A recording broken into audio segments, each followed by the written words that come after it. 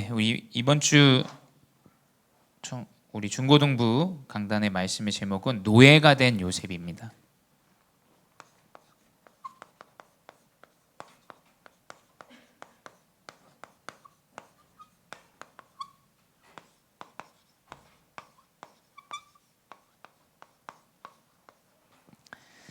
네, 이 노예가 된 이 요셉은 아시겠지만 이제 인생에 지난주는 이제 가정에서 우리 요셉이 편안한 삶, 또 어쩌면 아버지의 그 보호 아래에 있는 그러한 삶, 그 삶을 살다가 이제 문제가 오게 되죠.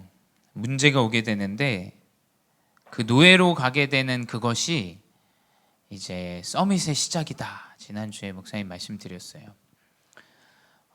서밋의 시작. 여러분이 이 렘넌트 시기 때 많은 문제들 또 사건들 개인의 가정에 오게 됩니다. 근데 하나님은 렘넌트의 여정을 237살릴 전도자의 여정으로 인도하실 거예요. 이 언약을 우리 렘넌트들이 결론으로, 인생의 모든 결론으로 내리고 살아가야 됩니다. 또 우리 함께하는 중직자분들은 내 자녀, 또 우리 교회 안에 있는 렘넌트들, 또 현장에 있는 사람들, 복음 안에 있으면 하나님이 이 인도의 여정으로 인도하신다라는 것을 결론을 내리셔야 돼요. 그 결론이 안 나면 우리 렘넌트는 방황하게 됩니다. 걱정하고 염려하고 두려워하게 되고, 부모님은 이제 계속 영적인 것 말고 육신적인 걸 더 소통하고 육신적인 것으로 되어진다라는 것이 이상하게 렘넌트들에게 각인돼요. 헷갈리게. 그래서 우리는 결론을 내려야 됩니다.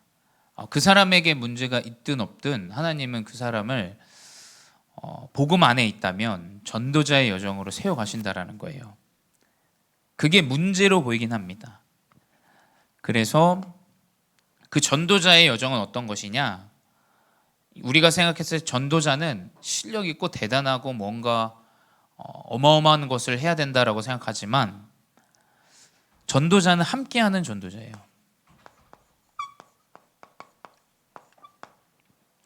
함께하는 전도자입니다. 가장 먼저 하나님과 함께함을 누려야 돼요. 하나님과 함께함을 누리지 못하면 함께하기가 어렵습니다. 그렇죠? 하나님과 함께함을 먼저 우리 렘넌트들이 누리고 이 결론을 가지고 현장에 나아가면 로마서 12장 15절에 즐거워하는 자들과 함께 즐거워하고 우는 자들과 함께 울라라고 기록되어 있어요. 전도자 바울을 통해서 우리 렘넌트들과 목사님과 여러분에게 전도자가 무엇인가, 함께하는 것이 전도자다라는 것을 여러분들에게 바울이 전달하고 있어요. 다른 어떤 것보다 내가 하나님과 함께함을 누리고 그 옆에 있는 사람, 연약한 사람, 안 되는 사람 함께하는 것, 그것이 가장 중요한 전도자 여정이다. 그리고 함께하면서 마음을 같이 하라. 많은 말보다, 많은 육신적인 것보다 마음을 같이 하는 것이 가장 중요해요.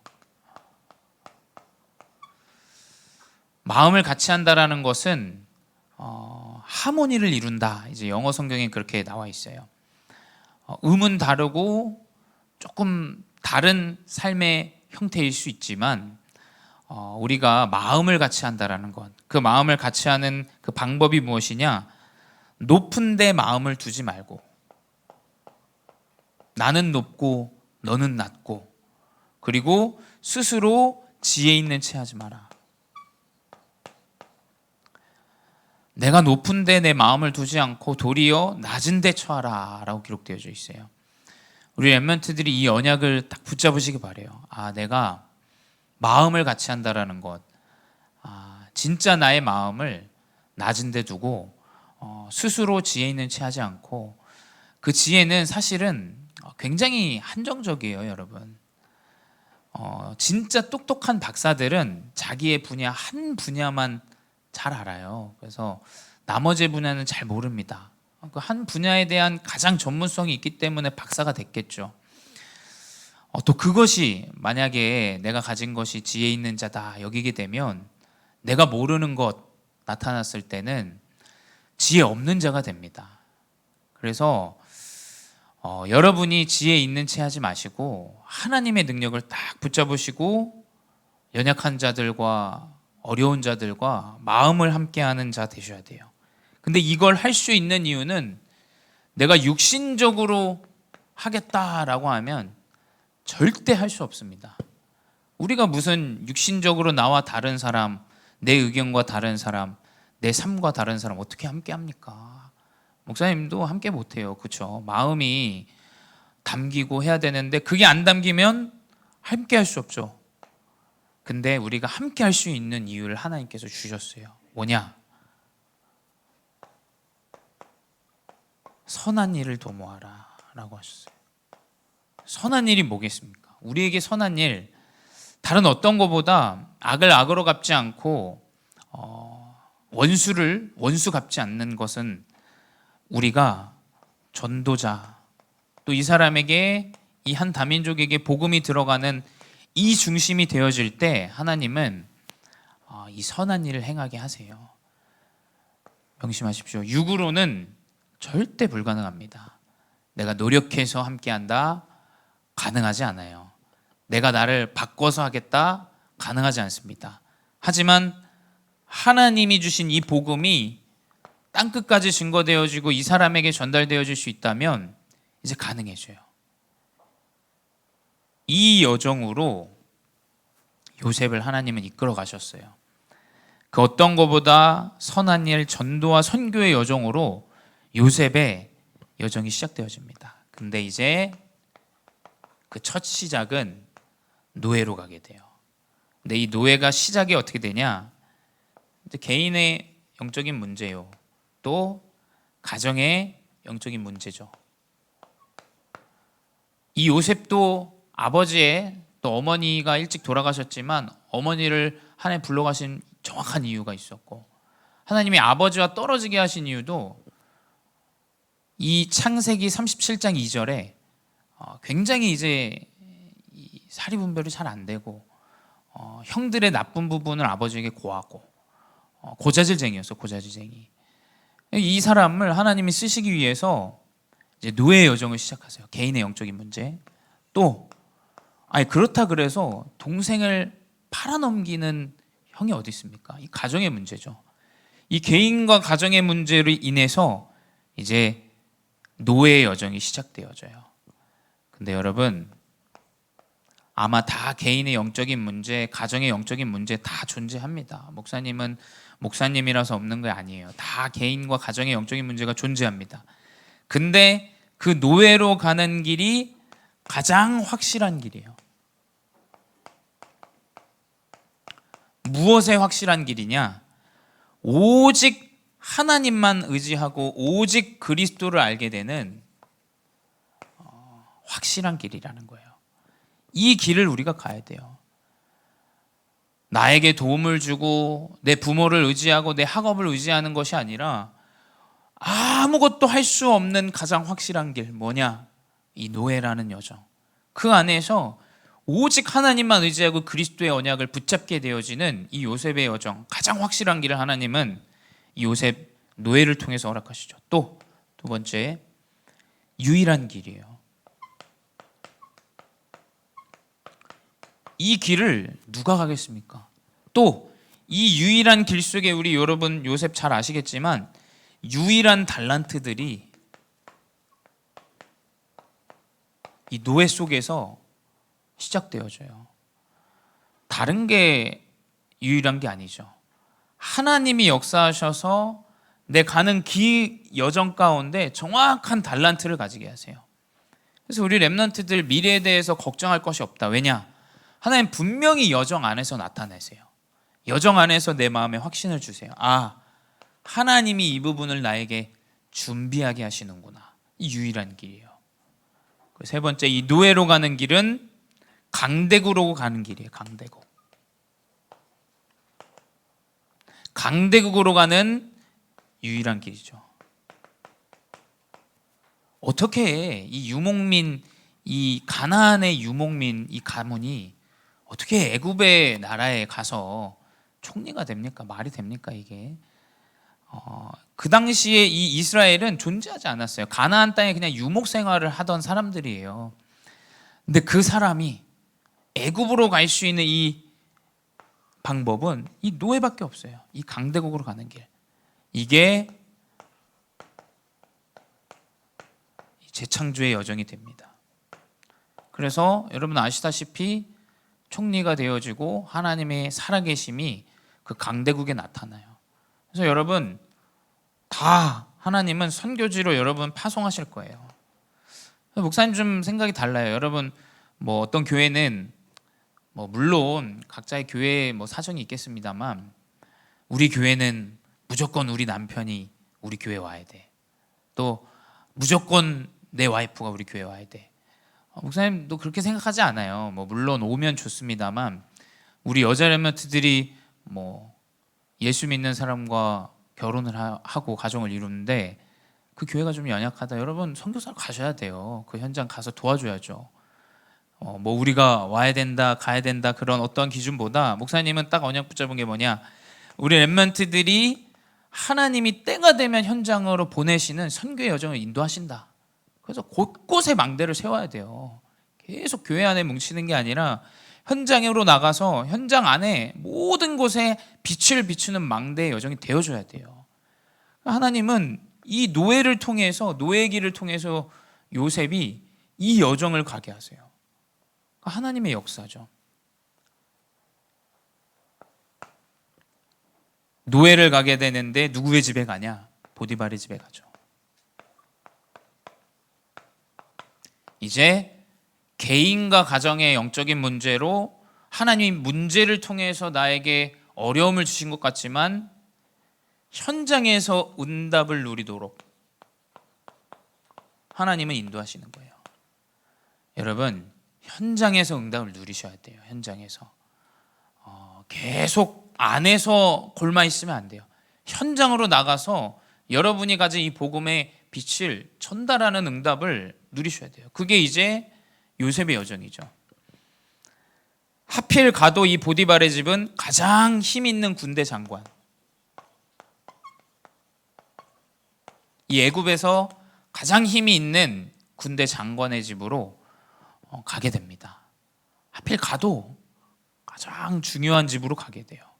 이게 여러분들의 여정이에요. 두 번째, 그 집에서 그 현장에서 이제 목사님이 이제 뭐 요셉을 대입시켜 보면 그럴 것 같아요. 일단 꿈은 확실하게 하나님이 주셨고 너무 꿈이 생생하니까 형들에게 말할 정도였고, 근데 내가 노예로 가게 됐을 때 이때 좀 낙심했을 것 같아요. 목사님에게 대입시켜 보자면. 그리고 이 보디발의 집, 이 군대 장관의 가장 높은 군대 장관의 집에 갔을 때는 이제 뭔가 시작이라는 걸 이 요셉이 깨닫지 않았을까, 생각하지 않았을까, 그런 좀 생각이 들더라고요. 목사님에게 대입시켜 보니까. 그래서 아마 요셉은 자기 현장에서 최선을 다합니다. 그래서 장관이 얘기하죠. 여호와를 함께함을 보고 그가 형통한 자라는 것을 불신자가 보게 돼요. 이 사람은 하나님 믿는 사람이다. 근데 하나님이 진짜 이 사람과 함께하는 자 같다. 불신자가 보고 알게 돼요. 그래서 창세기 39장 3절에 기록되어 있죠. 그의 주인이 여호와께서 그와 함께하심을 보며 여호와께서 그의 범사에 형통하게 하심을 보았더라. 내 현장에 예수 믿는 사람이 있냐 없냐가 기준이 아니에요. 여러분, 현장에 여러분이 그리스도의 복음을 가지고 가면 불신자가 보게 됩니다. 자꾸 이 청년의 때에 현장에 내가 홀로 너무 외롭다 이야기하지만 현장에 어떤 것이 있느냐보다 더 중요한 것은 누가 그 현장을 가느냐가 가장 중요한 거예요. 그리스도의 언약을 붙잡은 자가 그곳으로 가는데 불신자가 하나님이 함께하는 이 형통을 보게 돼요. 그리고 이제 본격적으로 서밋을 준비하게 하세요. 창세기 39장 4절 5절 보게 되면 요셉을 가정 총무로 삼고, 총무로 삼았다라는 건 재정을 맡기고 행정을 맡겼다라는 거예요. 자기의 소유를 다 그의 손에 위탁하니 그가 요셉에게 자기의 집과 그의 모든 소유물을 주관하게 한 때부터 여호와께서 요셉을 위하여 그 애굽 사람의 집에 복을 내리심으로 여호와의 복이 그의 집과 밭에 있는 모든 소유에 미친지라. 현장에서, 여러분의 현장에서 선생님이 여러분에게 작은 일을 맡겼는데 여러분에게 맡겨진 그 일이 잘 되어지면 당연히 여러분이 칭찬을 받죠. 그렇죠? 하나님은 그 가정에서 경제와 행정을 하나님께서 맡기십니다. 근데 맡겼는데 또 잘 안 되면 안 좋은데 하나님이 축복하세요. 이런 렘넌트가 되어야 돼요. 가는 곳마다, 만지는 곳마다, 만나는 곳마다 하나님의 축복이 딱 회복되어지는 이 서밋의 여정이 우리 여러분의 여정임을 아셔야 됩니다. 그리고 하나님은 미래를 위해서 준비하게 하세요. 그게 뭐든. 요셉은 경제와 행정이었어요. 왜냐? 하나님이 서밋 총리로 세우실 여정이었기 때문에. 그렇다면 내가 지금 나에게 주어지는 학과, 내 공부, 이 모든 것은 서밋의 준비라는 걸 아셔야 돼요. 그래서 여러분 최선을 다하세요. 최선을. 그리고 그 최선을 다하는 가운데 불신자 이 보디발의 집에 그 재정과 그 모든 밭에 하나님의 축복이 임합니다. 이 여정을 하나님은 현장에 준비해 놓으셨어요. 현장에서 이 응답이 준비되어짐을 결론 내려시고 현장으로 나가시기 바래요. 세 번째 뭐냐? 근데 또 이제 유혹이 찾아옵니다.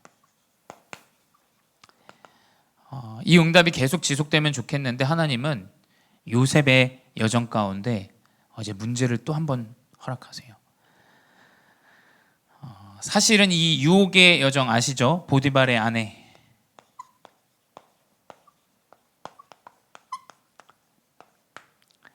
요셉과 동침하기를 원합니다. 동침하기를. 아주 좀 귀신에게 사로잡힌 사람이죠.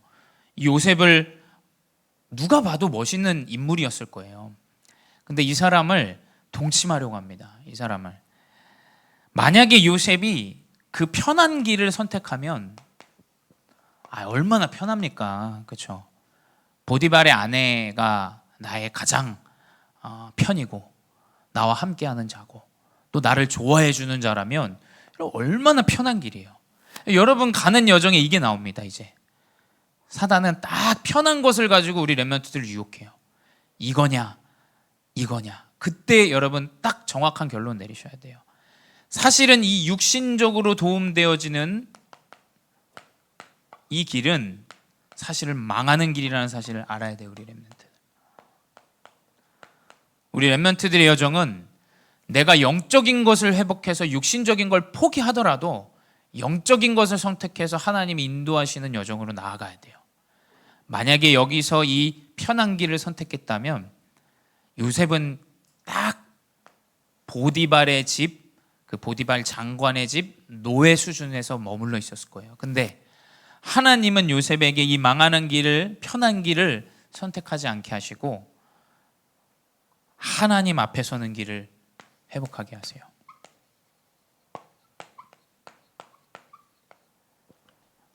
창세기 39장 9절에 기록되어 있죠.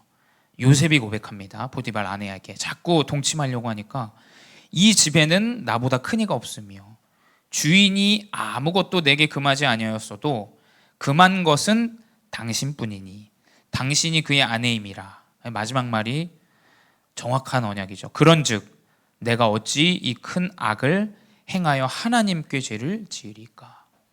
이 죄는 사실상 보디발에게 짓는 죄일 수도 있어요. 그렇죠? 내 주인, 신임을 잃어버리는 죄일 수도 있습니다. 근데 요셉은 분명히 고백해요. 내가 하나님 앞에서 이 죄를 어떻게 지으리까. 이 렘넌트가 되어줘야 돼요. 사람 앞에 서는 것은 좀 모자라도 됩니다. 근데 하나님 앞에 서는 것은 우리 렘넌트들의 정확하고 명확한 기준이 되어줘야 돼요.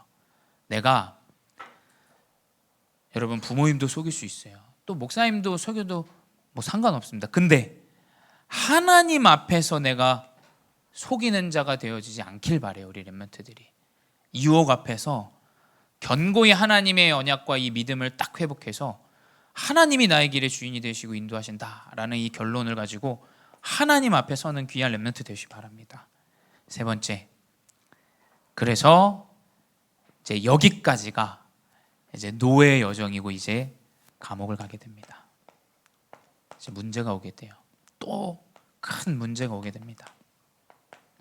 근데 이제 목사님은 여기서 아마 요새 많이 상심하지 않았을까.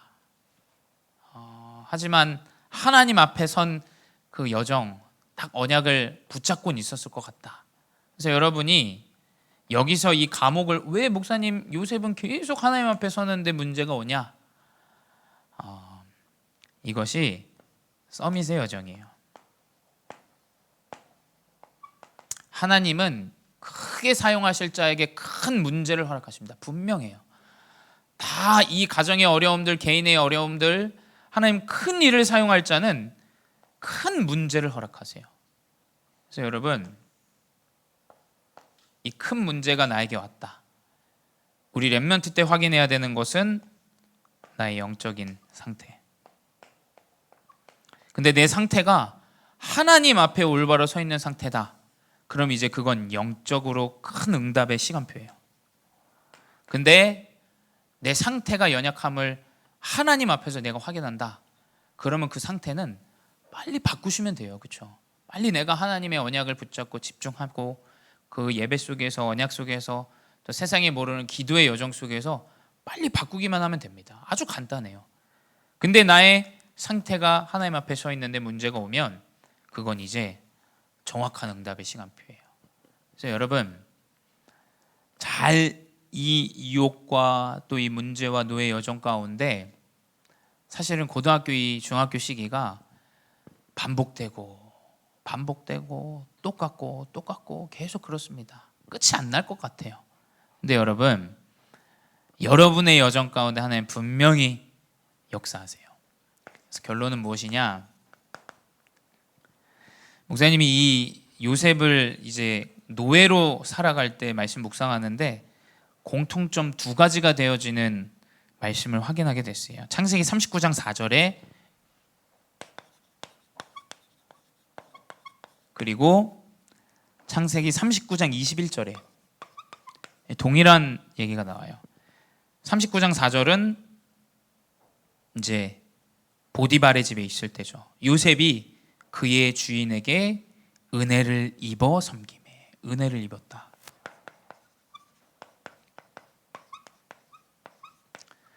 창세기 39장 21절은 감옥에 있을 때예요. 여호와께서 요셉과 함께 하시고 그에게 인자를 더하사 간수장에게 은혜를 받게 하시매.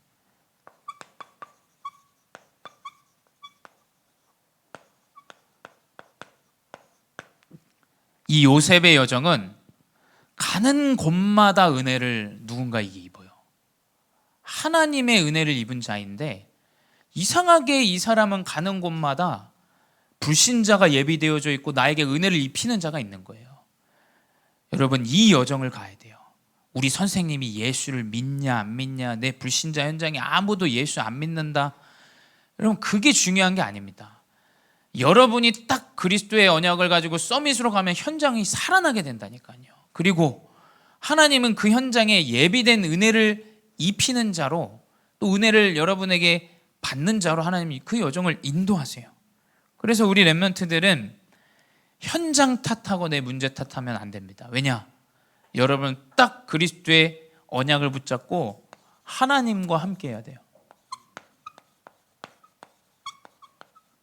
하나님과 함께하여 이 언약을 붙잡고 가는데 가는 곳마다 불신자들이 안다니까요. 더 정확하게 알아요.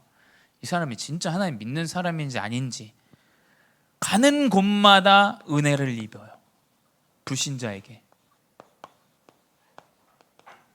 그래서 여러분, 이 언약을 딱 붙잡으시기 바라요. 노예로 가는 길 같지만 노예 여정 아닙니다, 여러분. 다 서밋의 여정이에요.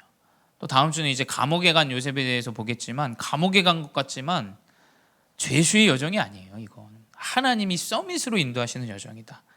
그래서 우리 렘넌트들 이번 한 주에 가는 곳마다 선생님과 또 만남과 모든 여러분 현장에서 불신자를 통해서 하나님이 살아계심이 그들에게 보여지고, 또 그들에게 은혜를 입고, 또 가는 곳마다 문이 열리는 귀한 응답을 누리는 렘넌트의 여정 되시기 바랍니다. 기도하겠습니다. 사랑의 하나님, 감사합니다. 문제인 것 같고 어려움인 것 같고 망하는 길인 것처럼 보이나, 주님, 가장 확실한 길이요 유일한 길이요 선교지로 나아가는 선교의 여정임을 깨닫게 하시니 감사합니다. 주님, 불신자와 같이 내 여정을 답답해하거나 걱정하거나 염려하는 자 되지 않게 하시고, 그 여정의 끝에 하나님이 준비하신 이 그리스도의 복음 망대로 세우시는 그 서밋의 여정임을 깨닫게 하여 주시옵소서. 그리하여 우리 렘넌트들이 문제를 통하여 더욱더 견고히 하나님의 그리스도의 언약을 붙잡게 하시고, 가는 곳마다 그리스도의 빛이 밝혀 우리 렘넌트들 가는 곳마다 문이 열리고, 불신자들이 이 복음이 살아 역사함을 확인하는 렘넌트들의 여정 되게 하여 주시옵소서. 그리하여 은혜를 입는 자들 되게 하시고, 하나님이 준비하시는 서밋의 여정 되게 하여 주시옵소서. 지금도 살아계신 주 예수 그리스도의 이름으로 기도드렸사옵나이다. 아멘.